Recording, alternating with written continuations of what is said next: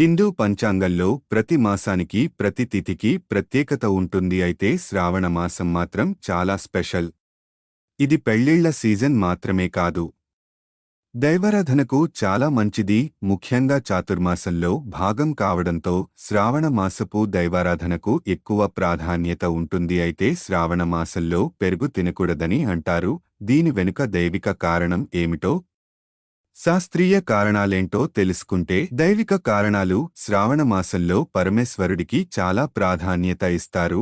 ఈ 4 మాసాలలో సృష్టి మొత్తం శివుడి చేతిలోనే ఉంటుంది. అందుకే ఈ మాసాలలో శివుడిని పూజిస్తే సంపూర్ణ ఫలితం ఉంటుందని అంటారు. అయితే శ్రావణ మాసంలో శివుడికి పచ్చి పాలు నైవేద్యంగా పెడతారు. ఈ కారణంగా పాలకు సంబంధించిన ఉత్పత్తులైన పెరుగు, ఇతర పదార్థాలు కూడా తినకూడదని చెబుతారు.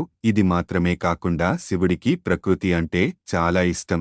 శివారాధనకు ప్రాముఖ్యత ఉన్న ఈ కాలంలో ఆకుకూరలు తెంపడం, వాటిని తినడం కూడా నిషేధం అని పెద్దలు, పురాణ పండితులు చెబుతున్నారు. శాస్త్రీయ కారణాలు: శాస్త్రీయ పరంగా చూస్తే శ్రావణ మాసంలో వర్షాల కారణంగా వాతావరణంలో మార్పులు ఉంటాయి. ఇవి మనిషి శరీరం మీద, ముఖ్యంగా జీర్ణ వ్యవస్థ మీద ప్రభావం చూపిస్తాయి. జీర్ణ వ్యవస్థ సున్నితంగా మారుతుంది. పెరుగు చల్లని స్వభావం కలిగి ఉంటుంది. ఇది జలుబు, దగ్గుకు కారణం అవుతుంది. అందుకే పెరుగు తినకూడదు.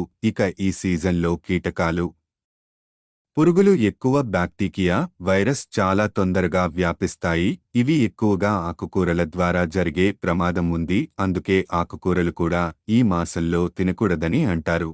ఏం చేయాలి, ఏం చేయకూడదు? శివుడికి బిల్వ పత్రాలు సమర్పించాలి.